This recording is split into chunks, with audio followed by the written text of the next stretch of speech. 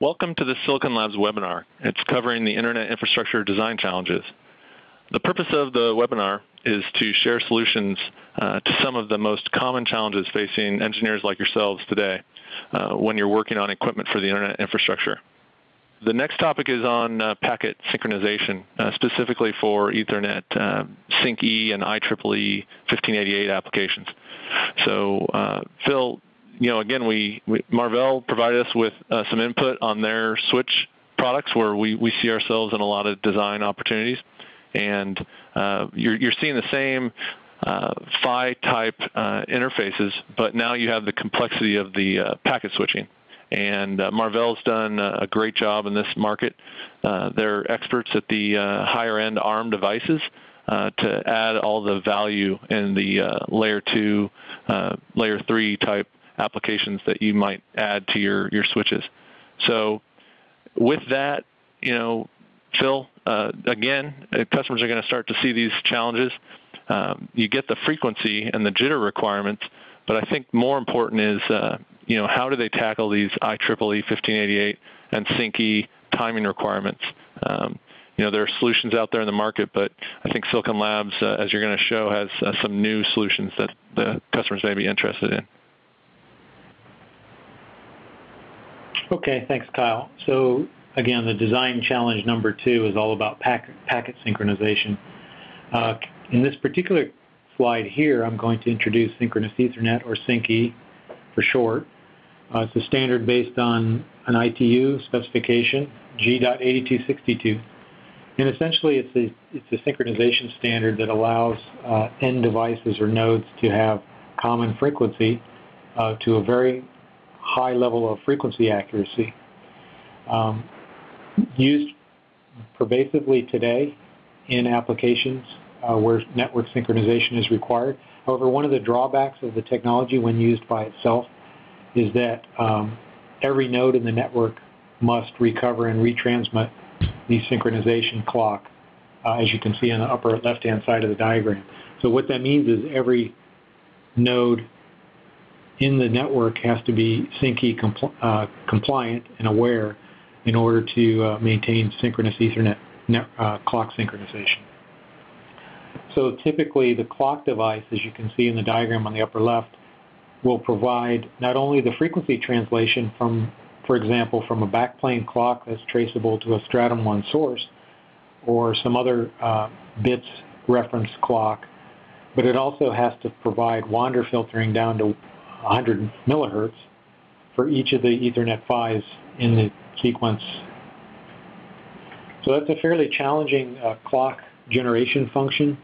It means the clock has to be very aware of the wander filtering requirements, as well as being frequency flexible to translate the backplane clocks that can be bits referenced, TDM referenced, or Ethernet referenced into a transmit clock for a 1 gig, 10 gig, or 100 gig Ethernet PHY. In addition, each of the synchronous Ethernet clocks in the chain has to have typically a TCXO reference, which is an extra cost associated with synchronous Ethernet implementation. So on the upper right-hand side of the diagram, I summarize the 4 key specs that a synchronous Ethernet node must be compliant to in order to call itself synchronous Ethernet compliant.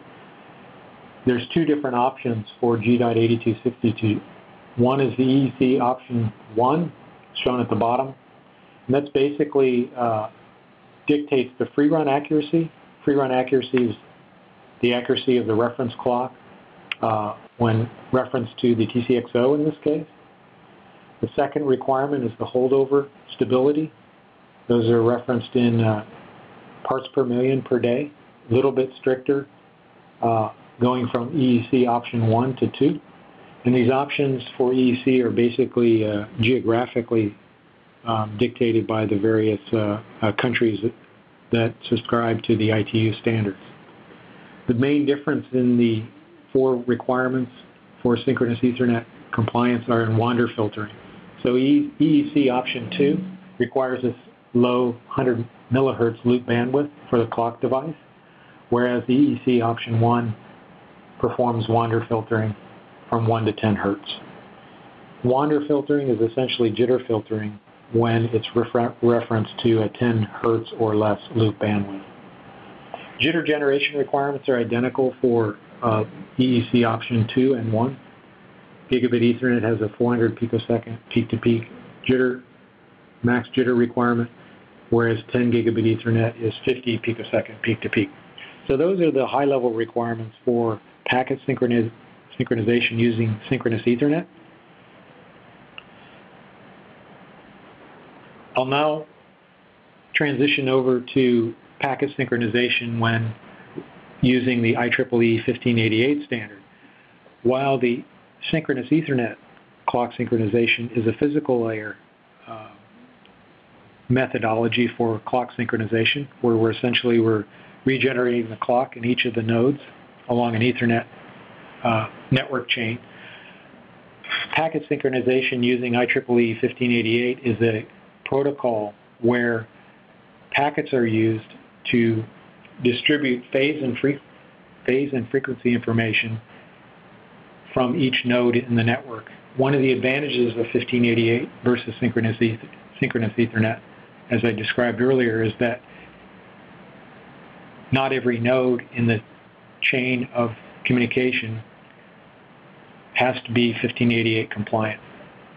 These packets are basically transparent to each of the nodes in the system. So if we look at the requirements of 1588 versus synchronous Ethernet, the clock requirements are the transmit clocks, for example, for each of the PHYs are not as strictly referenced to high stability oscillators such as a TCXO or even an OCXO. They can use very standard plus or minus 100 ppm crystal oscillators or crystals, and the fine tuning of the phase and frequency information is done using these packets. So in order to accomplish this, when synchronizing the master to the slave across the network, as I show in the upper part of the diagram, the 1588 protocol relies on packets that essentially tune the transmit clocks to each PHY in the network in a very carefully controlled packet synchronization technique, whereas we're essentially moving the clock frequency and phase using a DCO or digitally controlled oscillator. So if you boil all that down, what we need is a clock device for 1588 that can be very accurately controlled digitally, preferably, to control the clock based on the packet information that's passed from master to slave.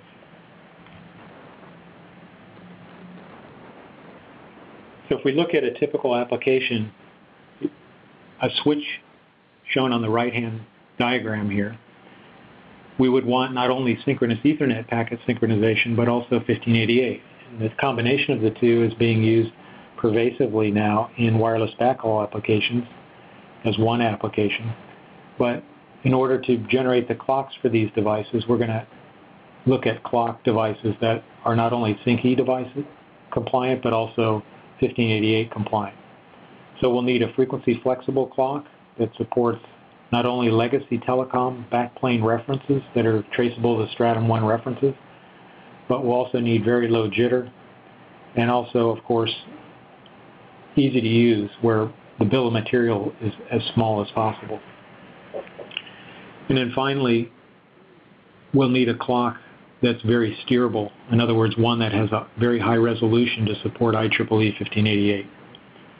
The application benefits are, in this particular case, is that now you have not only frequency synchronization using synchronous Ethernet, but also phase and time of day clock synchronization using 1588. The clocks then will not only have to support the low loop bandwidths required for synchronous Ethernet, but they'll also have to have very low jitter. And typically this will be less than 200 to 150 or even less than 100 femtoseconds RMS to support SyncE as well as 1588. The digitally controlled oscillator mode to support 1588 preferably will have a very fine resolution to support, for example, steps in frequency adjustment down to as small as 0.001 parts per billion. So these are the requirements that would dictate the need for a very frequency flexible clock that has low loop bandwidth filtering as well as digitally controlled oscillator functionality. A solution to that is the SI5345. It's shown in the next diagram. The typical solution shown on the left may require multiple jitter attenuating clocks, ICs, as well as clock generators to generate all the different clocks for the infrastructure of, for example, a layer 2 Ethernet switch that's going to support SyncE as well as 1588. So similar to design challenge number 1, you're going to have a lot of different reference clocks at different frequencies, I/O voltages, and you're going to have to generate all these clocks with low jitter in the presence of fairly significant power supply noise. With the 5345, the solution can collapse all of those clock requirements into a single IC where the reference clocks can be not only fractionally but integer related as well as the output clocks. And the secret to this solution is essentially using the multisense technology that I talked about earlier in design challenge number 1 in combination with DSPLL, which is Silicon Labs' frequency flexible technology that eliminates an external VCXO and loop filter.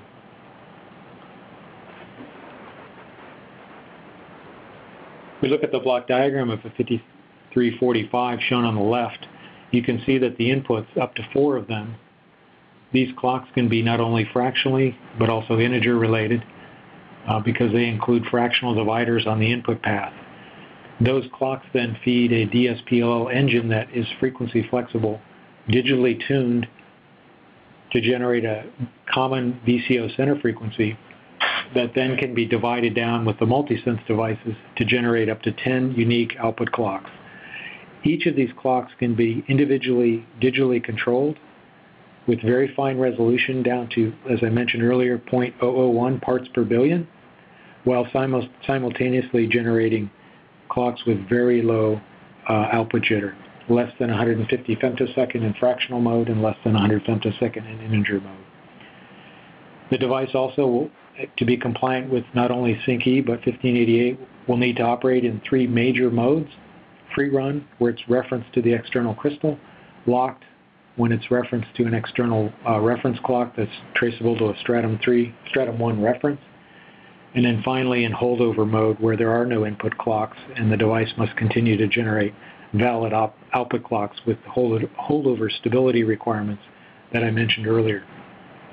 So that's what the 5345 can do for a Ethernet switch that must support not only synchronous Ethernet but 1588 packet synchronization simultaneously.